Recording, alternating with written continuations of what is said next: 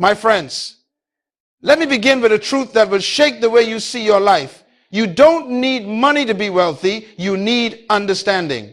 We have been taught to chase things when God designed us to chase thinking. You can take away a man's job, his house, his bank account, but if you cannot take away his mind, he will rise again. Because poverty is not the absence of money. Poverty is the mismanagement of mentality. You see, the poorest man in the world is not the one who has no possessions. It is the one who has no purpose. The richest man in the world is not the one who controls gold. It is the one who controls his thoughts. Everything you call success, everything you call wealth, everything you call prosperity begins right here between your ears. The mind is the womb of creation.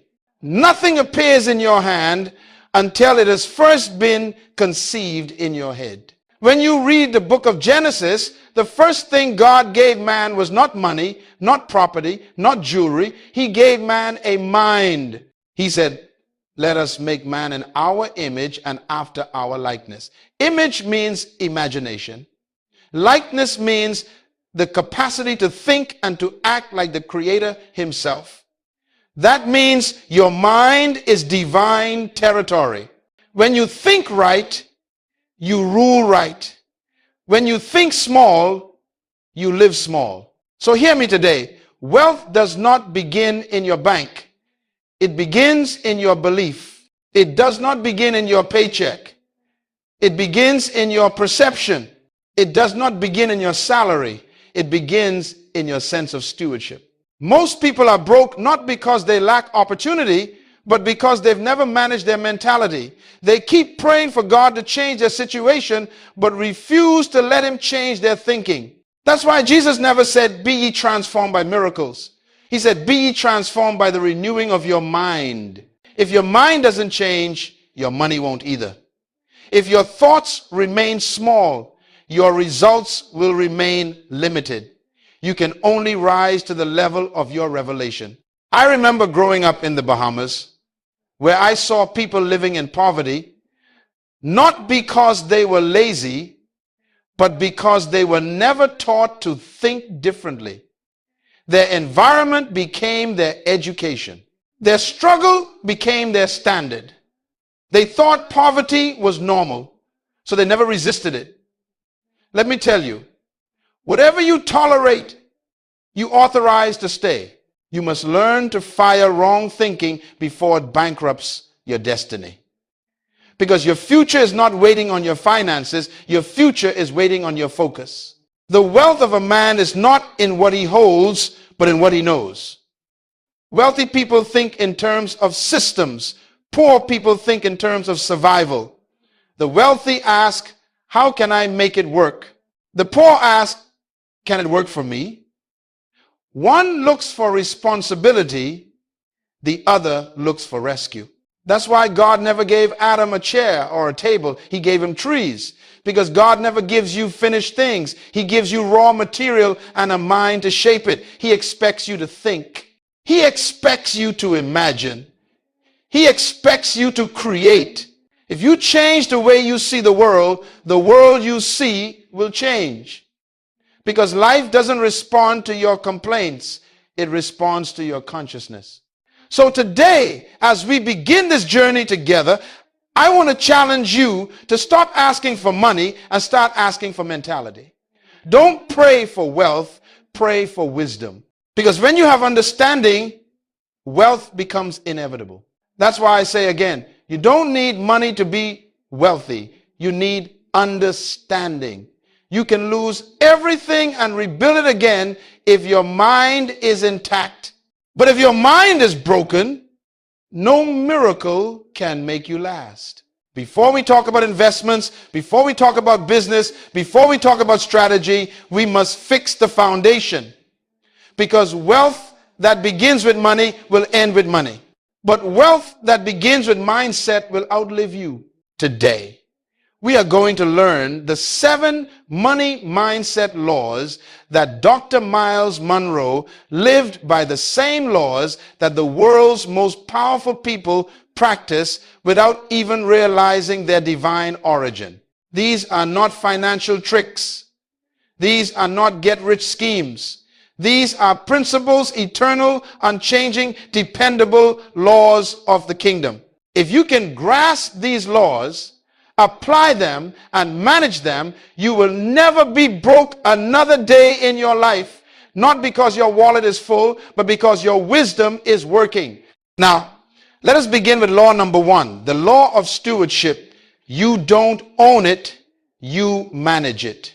Let me say something that may challenge everything you've been taught about success. You own nothing.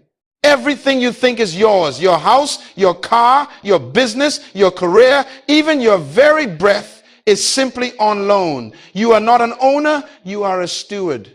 Now, that word stewardship is not popular anymore because it demands accountability. But accountability is the foundation of authority. Until you understand that you are a manager, not a master, you will keep living like a beggar in a kingdom of abundance. When God placed Adam in the garden, he didn't give him ownership papers, he gave him responsibility. He said, work it and keep it. In other words, manage what I've given you. You see, the moment you start to think you own something, you stop protecting it. But when you know you're a manager, you handle it with care because you must one day give an account. Let me show you how this principle works in life. There are people praying for more income, more influence, more opportunity, but heaven is silent because God is not impressed by prayer alone. God does not respond to emotion. He responds to management. To whom much is given, much is required. If you mismanage what's in your hand, God will not give you what's in his. Think about it. The man who wastes time will not be trusted with territory. The one who mismanages relationships will not be trusted with resources. The one who mismanages a job will not be trusted with a business. God measures your future by how you manage your present. I've met people who say, Dr. Munroe, if I had more money, I'd be generous. And I tell them, no, you wouldn't. Because money doesn't change your character, it amplifies it. If you mismanage $1, you will mismanage 1,000. The problem is not the amount, it's the mindset. Let me give you a secret. God tests you in small assignments before he promotes you to big responsibilities. Before he gives you nations, he gives you a neighborhood. Before he gives you wealth, he gives you work. Before he gives you millions, he gives you minutes. And he watches how you manage each one. If you are faithful with the little, he says, I will make you ruler over much. That's not a motivational slogan. That's a management principle of the kingdom. Heaven is a government, not a religion. And in that government, increase is not given by favoritism, but by faithfulness. You see, the poor often pray for miracles, but the wealthy understand stewardship. The poor want divine intervention. The wise want divine instruction. Because miracles may rescue you once, but management will sustain you for life. Let me give you an example. Suppose you give a man $100. He spends it all on pleasure and then prays for another miracle. God may answer once out of mercy, but he will not build a system on your mismanagement. Heaven is not a charity, it's a kingdom. And kingdoms operate by laws, not luck. So I want to ask you today, what are you managing right now? How are you managing your time, your thoughts, your relationships, your money, your gifts, your opportunities? Are you multiplying them or misusing them? Let me give you a secret. God tests you in small assignments before he promotes you to big responsibilities. Before he gives you nations, he gives you a neighborhood. Before he gives you wealth, he gives you work. Before he gives you millions, he gives you minutes. And he watches how you manage each one. I've met people who say, Dr. Munroe, if I had more money, I'd be generous. And I tell them, no, you wouldn't. Because money doesn't change your character, it amplifies it. If you mismanage $1, you will mismanage 1,000. The problem is not the amount, it's the mindset. So, if you're asking for increase, show him your management report. If you want more clients, manage the ones you have. If you want more influence, manage your integrity. If you want more money, manage your mindset. Hear me carefully.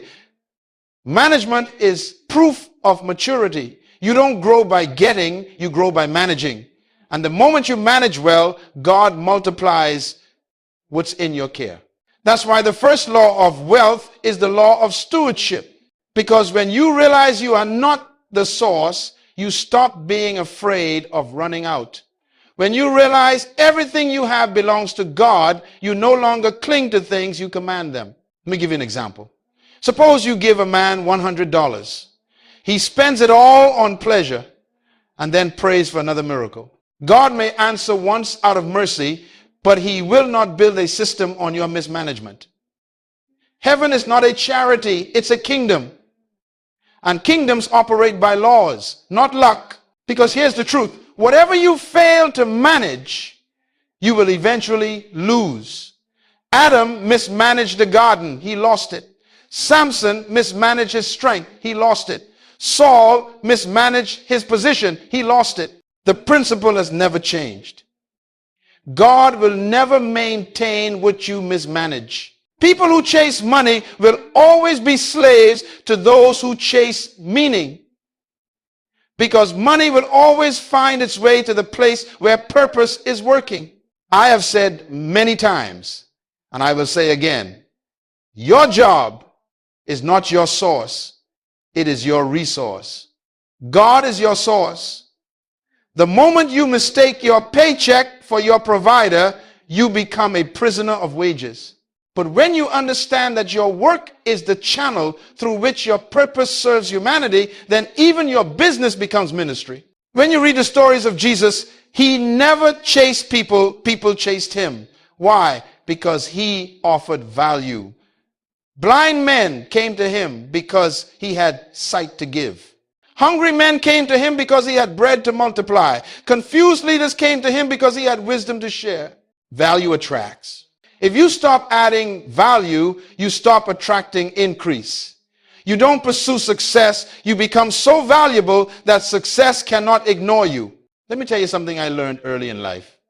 If you solve a small problem, you'll earn a small income.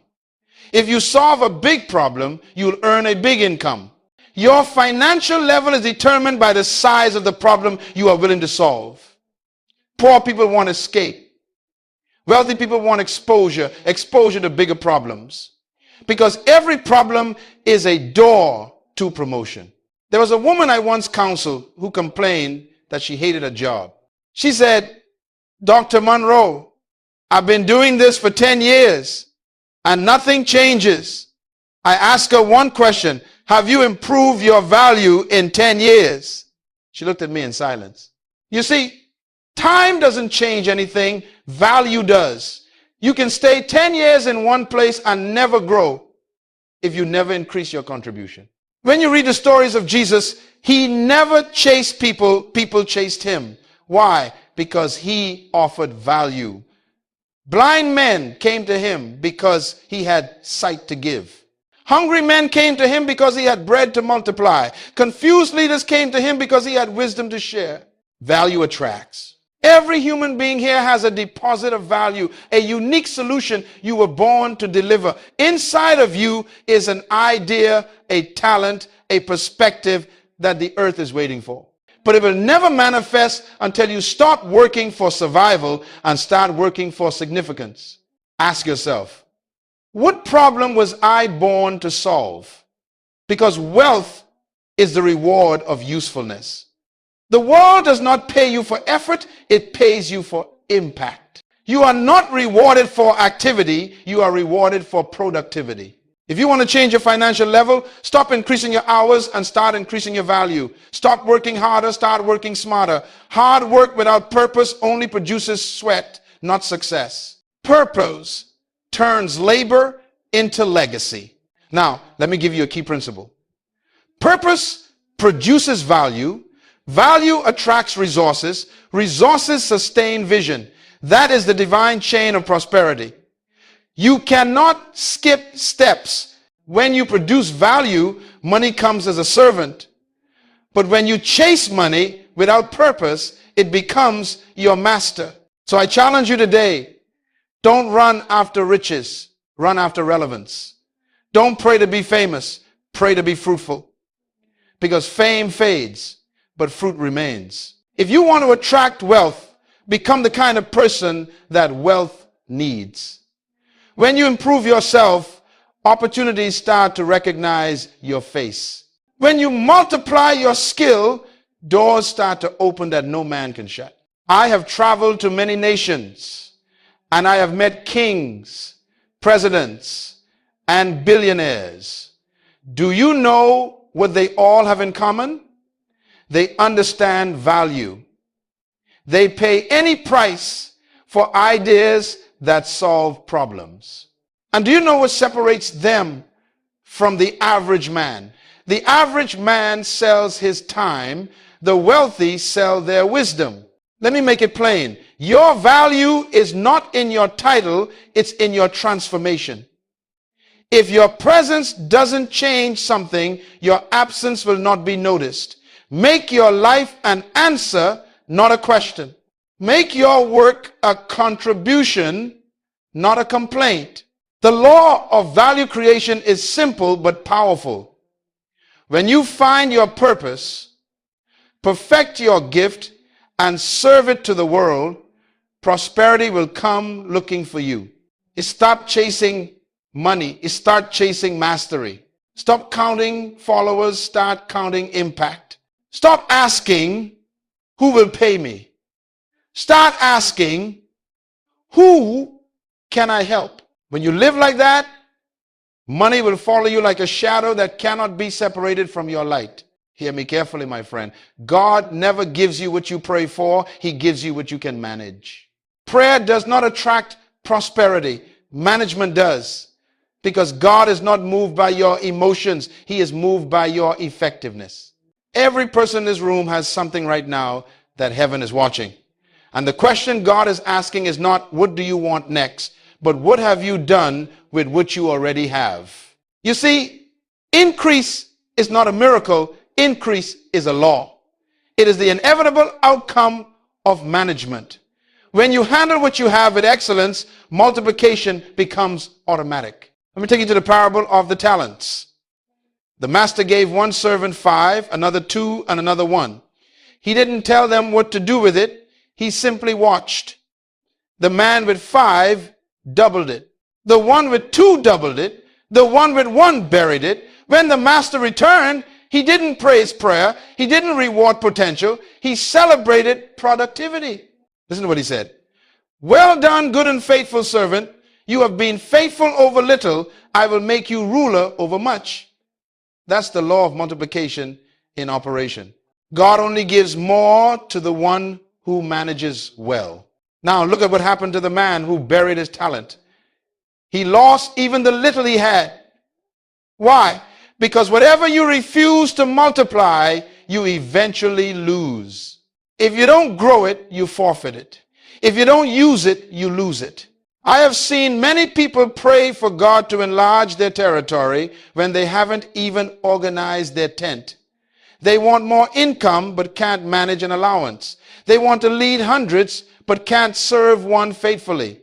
God says, show me multiplication at your level before I promote you to another. Increase always begins at your current capacity. If you are waiting for big opportunities to be faithful, you will die waiting. Big doors only open to those who honor small keys. Let me make this practical. If you want your income to increase, start multiplying your skill. If you want your influence to increase, start multiplying your service. If you want your organization to grow, start multiplying your systems. Multiplication is not a mystery, it is mastery.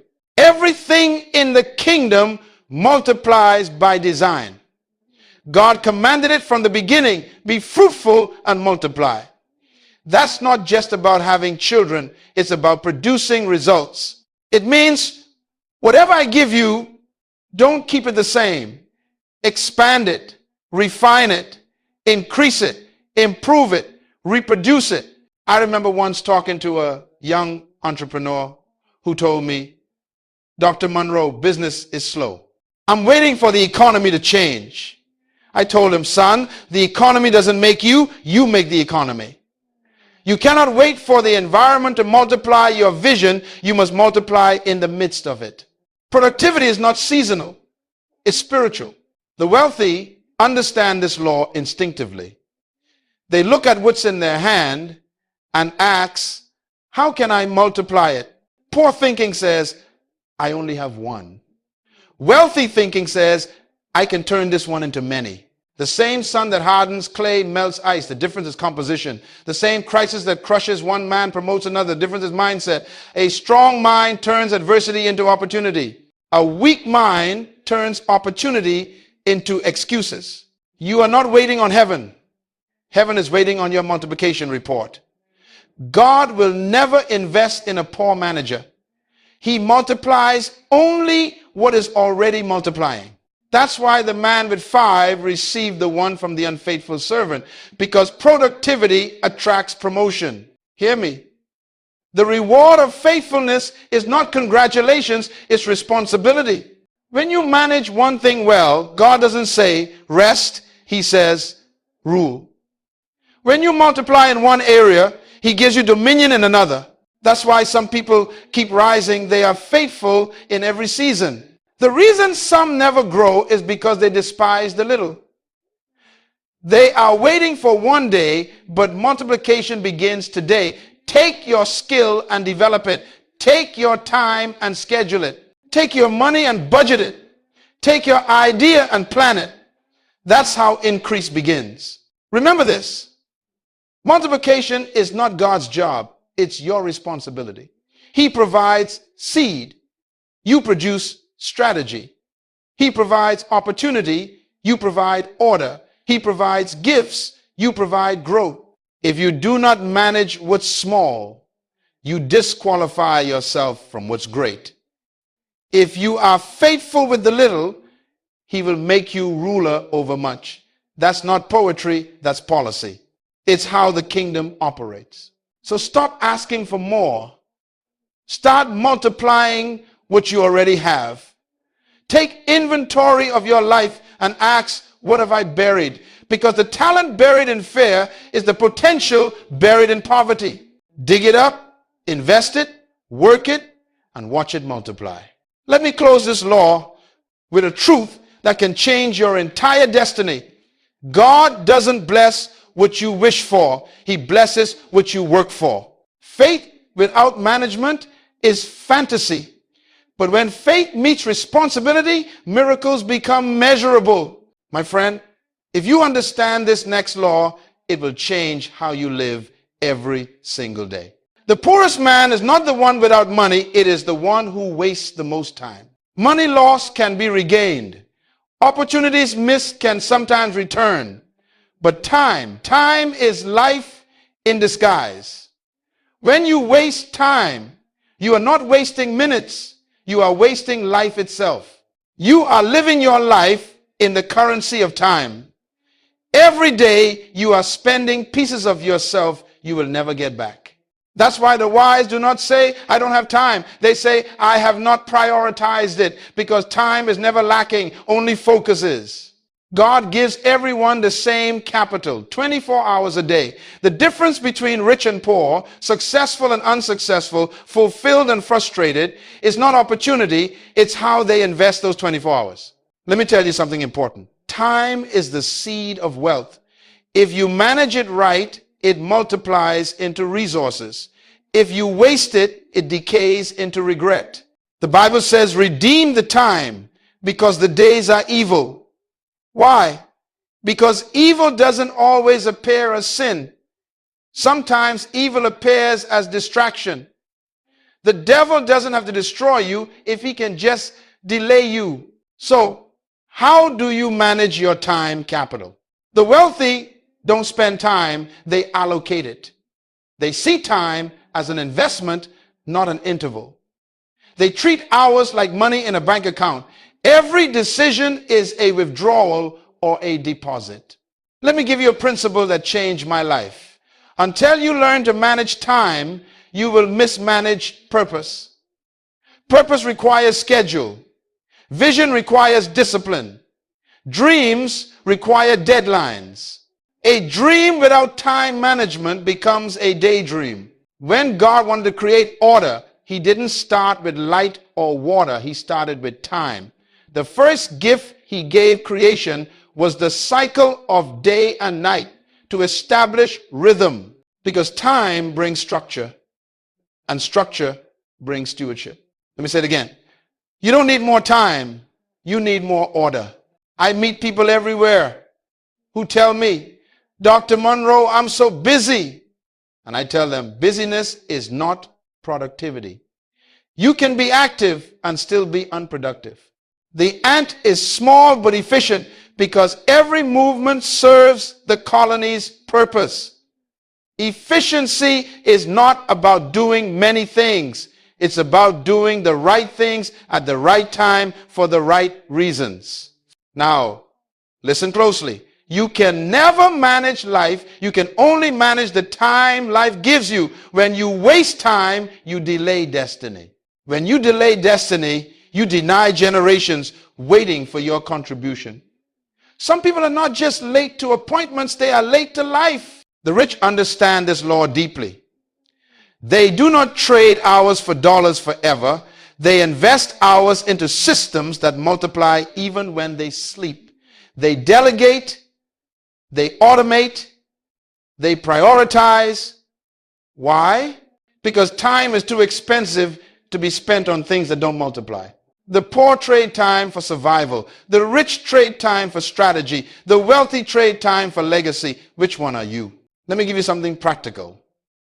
You can track a person's destiny by looking at their calendar, because your calendar reveals your values. Show me what fills your day, and I'll show you where your life is going.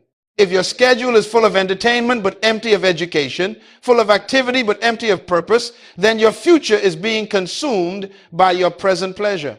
Write this down in your heart. Time is God's equalizer. The only thing God gives every human equally is time. The question is not how much you have. The question is how well you convert it. The wise convert time into treasure. The foolish convert time into talk. When you understand this, procrastination becomes an enemy, not a habit. Because procrastination is the arrogant assumption that God owes you another opportunity to do tomorrow what he gave you grace to do today. So I ask you right now, what are you doing with your time? Are you multiplying it through discipline? Are you wasting it through distraction? Are you investing it into purpose? Don't spend hours gossiping when you could spend minutes growing. Don't give your mornings to entertainment when you could give them to education. Don't let your clock control your calling. Let your calling control your clock. You see, God will never give you more days. He gives you wisdom to make days produce more. The Bible doesn't say teach us to have more time. It says teach us to number our days, that we may apply our hearts to wisdom. Let me tell you something that may sting a little but will save your life. If you don't plan your time, someone else will. If you don't set your priorities, someone else will set them for you, and they'll always set them smaller than your purpose. You see, God will never give you more days. He gives you wisdom to make days produce more. The Bible doesn't say teach us to have more time. It says teach us to number our days, that we may apply our hearts to wisdom. And remember this, God multiplies not your prayer, not your effort, but your management. If you can manage time, you can manage anything. Because time is the container of everything you will ever accomplish. So I leave you with this thought. Redeem your time.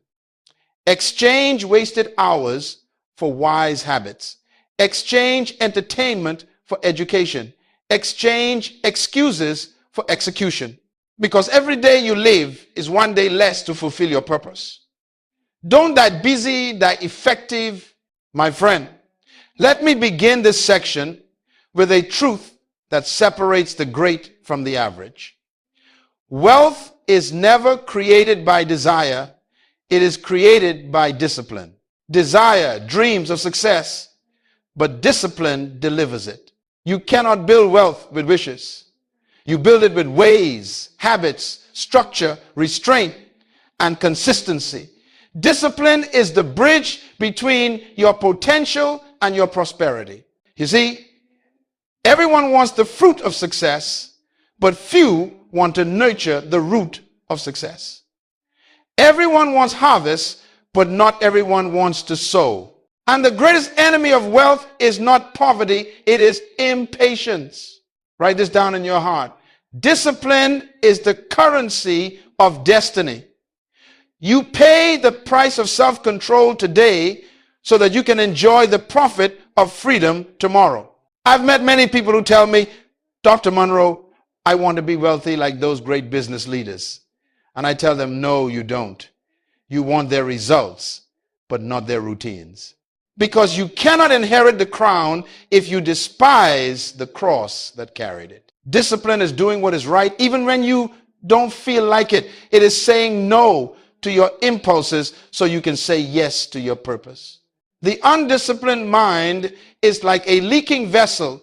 No matter how much opportunity God pours into it, it will never stay full. Let me show you how the wealthy think. The poor spend for pleasure. The rich spend for purpose. The poor ask, can I afford it? The wealthy ask, does it multiply? Discipline is not about deprivation, it's about direction. You don't say no to fun, you say yes to the future. In my travels, I have observed that successful people are not necessarily more talented, they are simply more consistent. They master repetition. They show up when others quit. They choose growth over gratification, process over pleasure, investment over impulse. And I want you to hear this with your spirit. Success is not what you do occasionally, it's what you do continually. A wealthy mindset is not built in a moment. It's built in motion, one decision at a time, one discipline at a time. Let me give you a few simple examples. The habit of saving a small portion consistently will do more for your wealth than sudden windfalls. The discipline of learning one new thing daily will make you wiser than your peers in 1 year. The discipline of waking up with purpose will open doors that emotion could never open. Every great destiny is constructed by daily discipline. Remember this. God will never trust greatness to someone who cannot handle self-control.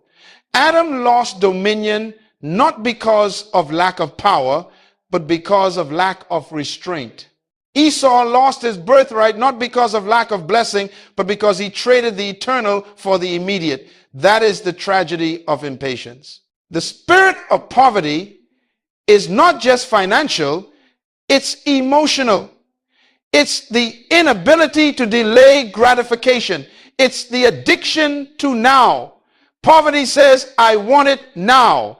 Prosperity says, I will build it until. That's why the wealthy live by principle, not pleasure.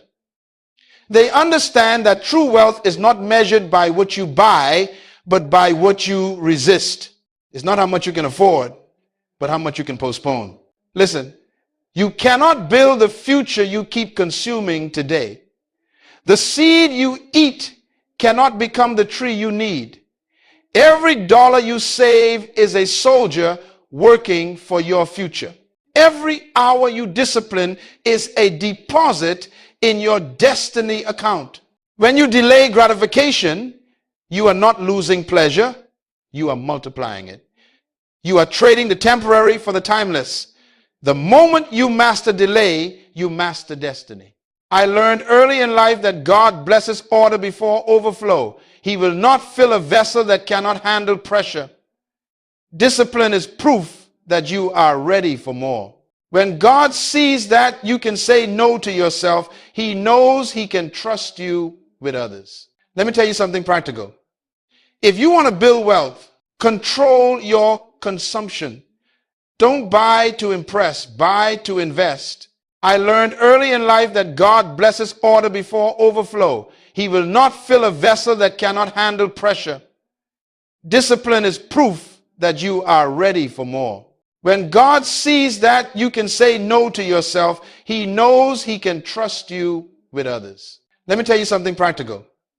If you want to build wealth, track your progress. Measured habits multiply results. Let me tell you something practical. If you want to build wealth, discipline is not punishment. It is preparation. It is training your emotions to serve your purpose. If your feelings lead your life, your future will follow your frustration. But if your discipline leads your life, your feelings will follow your focus. You see, wealth is not bought in a store, it is built in the soul. And every time you practice restraint, heaven takes note, because the law of discipline is the proof of maturity. Let me summarize this truth in 3 simple sentences. The undisciplined seek miracles, the disciplined become miracles. The undisciplined wait for opportunity, the disciplined create opportunity. The undisciplined live for comfort, the disciplined live for calling. So I say again, wealth is built, not bought. It is the reward of a disciplined mind, a focused life, and a patient heart. Stop saying, one day I'll succeed. Start saying, every day I'll sow. Because destiny is not a day, it's a decision repeated daily. Now listen carefully. Because this next law separates those who succeed temporarily from those who succeed generationally. Your greatest wealth is not in your bank account, it's in your relationships. Money can buy influence for a season, but relationships create impact for a lifetime. The law of networks teaches us that prosperity moves through people. Every blessing God will ever send you will come through a person. Every opportunity he will ever open for you will involve another human being. That's why the enemy doesn't fear your skill, he fears your connection. Because if he can isolate you, he can weaken you. But if you ever find the right relationships, your destiny accelerates. The Bible says, 2 are better than 1 because they have a good reward for their labor. Why? Because multiplication happens through association. You will never go further than the people you walk with. Now listen carefully. Because this next law separates those who succeed temporarily from those who succeed generationally. Your greatest wealth is not in your bank account, it's in your relationships. If you want to know where you'll be in 5 years, don't look at your dreams, look at your friends. Show me your circle, and I'll show you your ceiling. When God wants to bless you, he sends a person. When the enemy wants to destroy you, he also sends a person. So discernment is the difference between deliverance and deception. Dr. Munroe used to say, the most dangerous place in the world is not a ghetto, it's the wrong relationship. Because the wrong voice in your ear can cancel the right vision in your heart. But the right network can change everything. Let me give you a story. I once met a young man who had great talent but little progress. He said, Dr. Munroe, I've been trying for years, but doors never open. I told him, son, doors don't open, people do. You can pray all day, but if you're rude to people, disloyal to leaders, and disconnected from mentors, you are locking your own doors. Every great destiny is linked to divine relationships. David had Samuel to anoint him. Elisha had Elijah to train him. Ruth had Naomi to guide her. Jesus had disciples to multiply his mission. Even the Son of God built a network. Let me give you the principle. Association determines acceleration. The right people move you faster, further, and deeper into purpose. Wrong people make you slower, smaller, and weaker in conviction.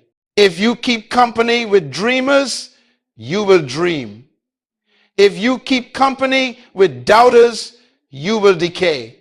That's why Proverbs says, he who walks with the wise will become wise, but a companion of fools will be destroyed. You cannot walk with the wrong people and expect to end up in the right place. Now, let's be honest, many of you are loyal to relationships that are lethal. You keep company with people who tolerate your excuses instead of challenging your excellence. They are comfortable with your past and threatened by your potential. You must learn to love people, but limit access, because access is the currency of influence. The wealthy understand this. They curate their connections carefully. They spend time where they are celebrated, not just where they are needed. They invest in mentorship, collaboration, and partnership because they know that relationships are divine channels for resources. Hear me. Who you honor decides who you attract. If you dishonor wisdom, you repel mentors. If you dishonor excellence, you repel opportunities. If you dishonor integrity, you repel trust. Honor is the seed of access. When you honor someone, you open a gate to grace. When you dishonor, you close it. That's why many talented people remain trapped, not because they lack potential, but because they refuse to honor those who could unlock it. So, evaluate your circle. Ask yourself, who in my life challenges me to think higher? Who provokes me to act nobler? Who stretches my faith instead of shrinking it? And when you find such people, treasure them, serve them, and grow with them. Relationships are divine economies. You invest trust, you withdraw wisdom. You invest service, you withdraw favor. You invest loyalty, you withdraw legacy. That's why Jesus said, give, and it shall be given unto you. It wasn't just about money, it was about relational reciprocity. And here is the secret few understand. You are someone's divine connection. Somewhere, someone's prayer has your name attached to it. So when you live with integrity and generosity, you become a blessing conduit, a human channel for God's wealth to flow through. Let me close this law with a truth that will stay with you. Your gifts may open doors, but your character keeps them open. Your skill may start a relationship, but your integrity sustains it.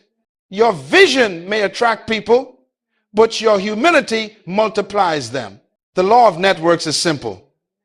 You cannot fulfill your purpose alone. God designed destiny to be interdependent. You were never meant to prosper in isolation. Every elevation requires collaboration. So, surround yourself with visionaries, not victims. With builders, not blamers. With thinkers, not talkers. Because who walks beside you determines where you arrive. And remember this, relationships are the only wealth that can follow you into eternity. My friend, listen carefully. True success is not what you leave to people, it's what you leave in them. Legacy is not inheritance. It is impact that continues after your departure. You see, most people spend their lives trying to make a living, but the wise spend their lives building a legacy. The question is not how much did you earn, but what will endure when you are gone. Every one of us will die one day. You cannot control the length of your life, but you can control its legacy. What will echo when your voice is silent? What will stand when your body returns to dust? That is what matters. And remember this, relationships are the only wealth that can follow you into eternity. Legacy is not success, it is succession.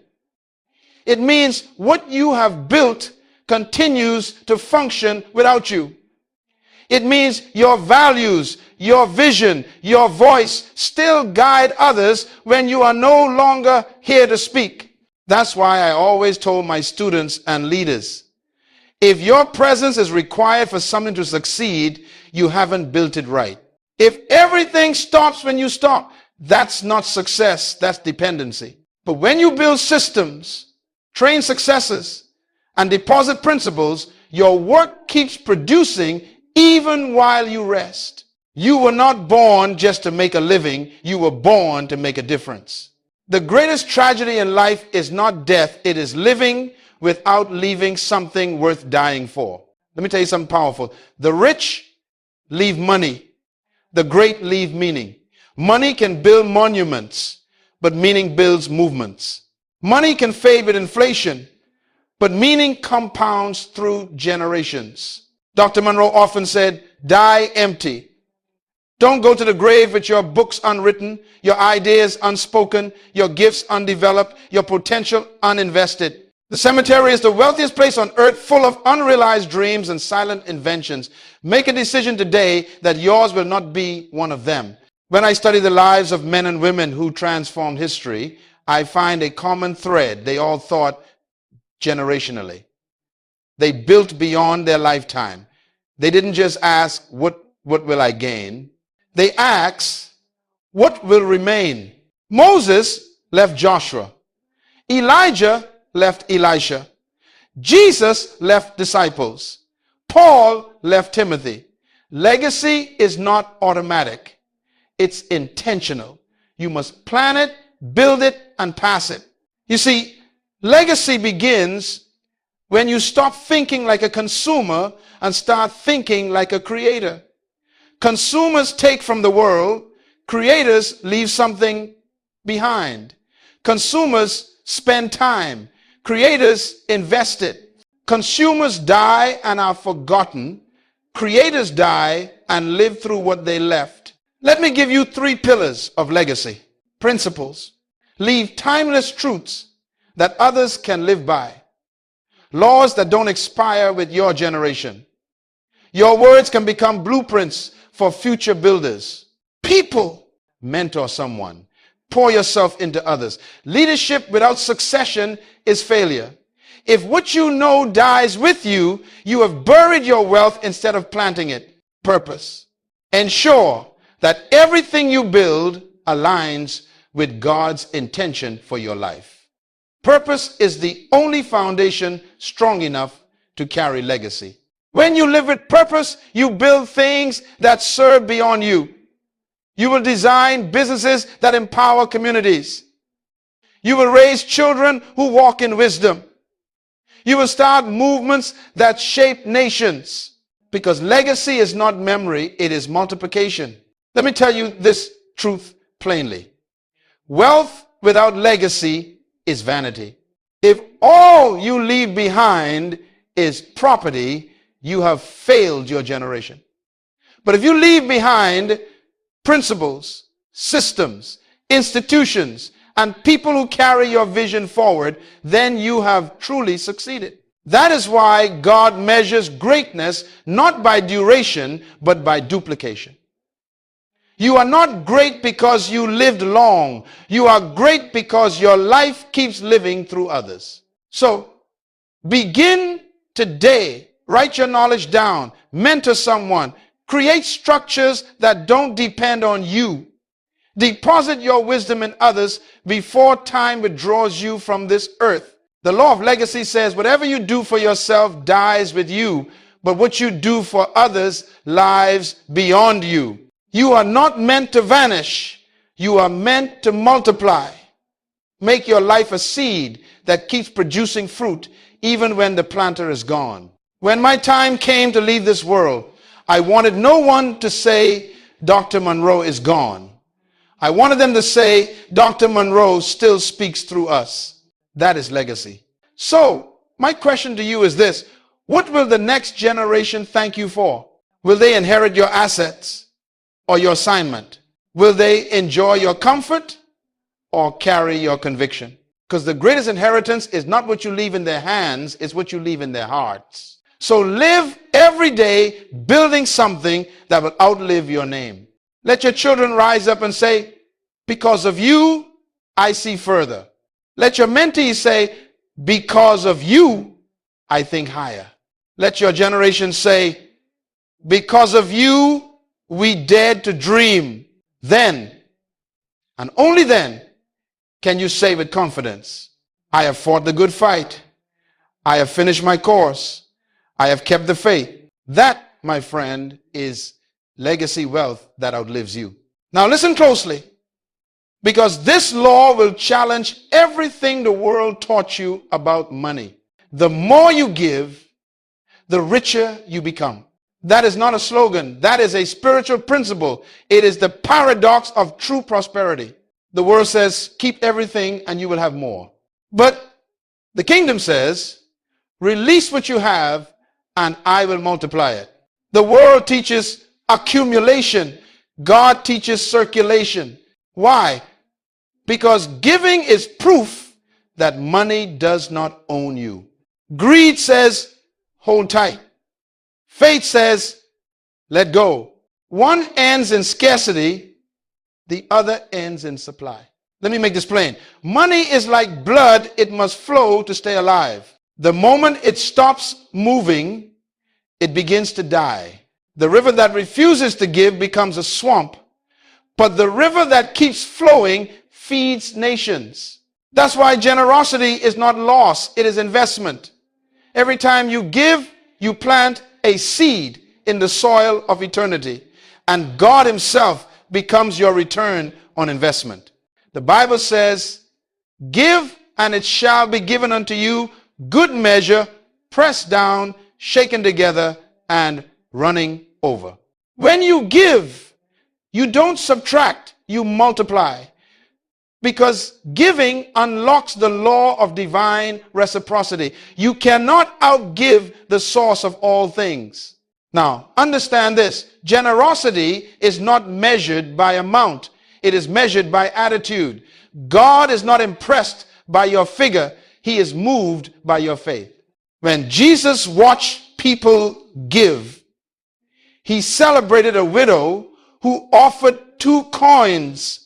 Not because of what she gave, but because of what she kept back. Nothing. Giving reveals who your master really is. You cannot serve both God and money. So, every time you give, you dethrone mammon and enthrone faith. Let me tell you something I learned early. Money is a terrible master, but a powerful servant. When you worship it, it destroys you. When you manage it, it multiplies you. When you release it, it returns to you, pressed down, shaken together, and running over. Many people pray for financial breakthrough, but they never pass the test of generosity. God cannot trust a closed hand, because a closed hand cannot receive. If you want God to fill your life, open your life. Generosity is not charity, it's strategy. It's how you participate in divine economics. Every farmer understands if you want harvest, you must sow. You cannot pray for crops while hoarding seed. The wealthy understand this law that money grows only when it circulates. That's why they invest, donate, and build. They know that wealth hoarded decays, but wealth distributed develops. Even secular billionaires unknowingly follow a kingdom principle. The more they give, the more capacity they create to receive. But hear me, giving must be guided by wisdom. You don't just give emotionally, you give strategically. You give where growth is possible. You sow where purpose is present.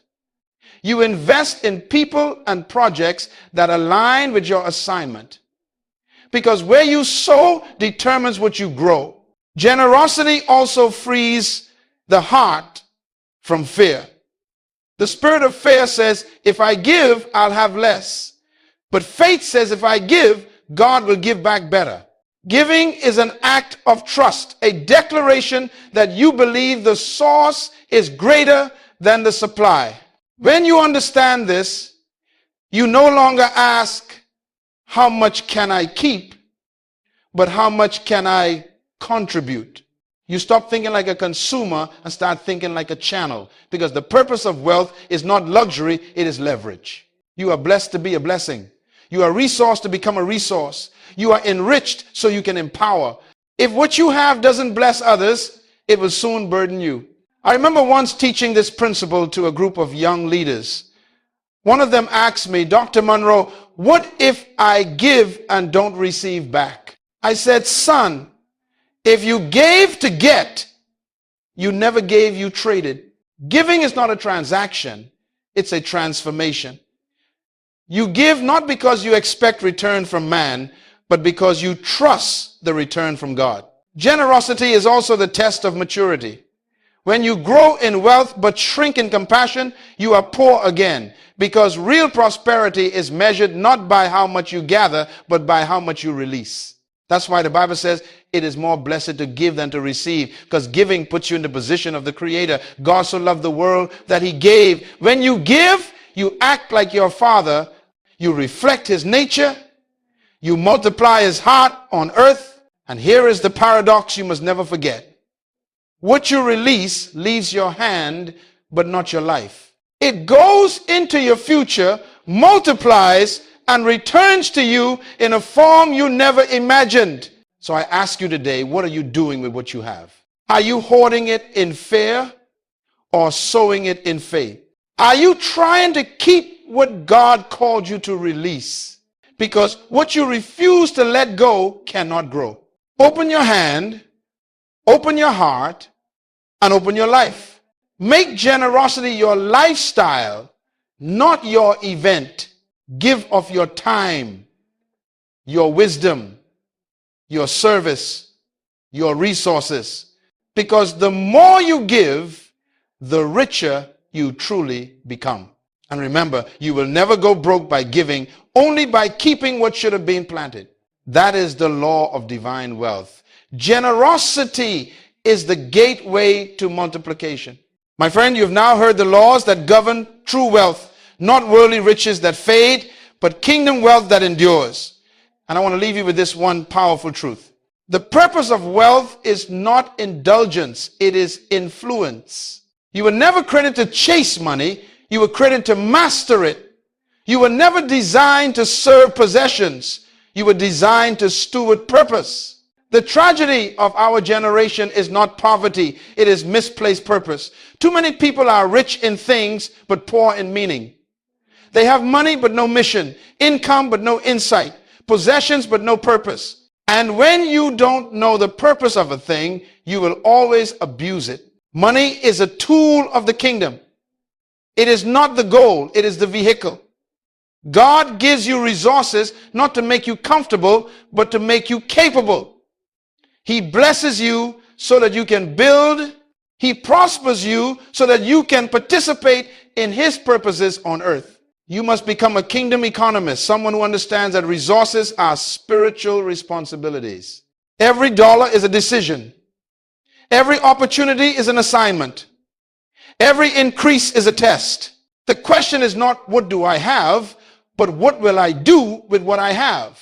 If you truly believe that God is your source, then you must manage his supply with wisdom. Stop living like a consumer and start living like a conduit. Stop measuring success by what you keep and start measuring it by what you contribute. Remember the pattern of these 10 laws we have walked through. You must become a kingdom economist, someone who understands that resources are spiritual responsibilities.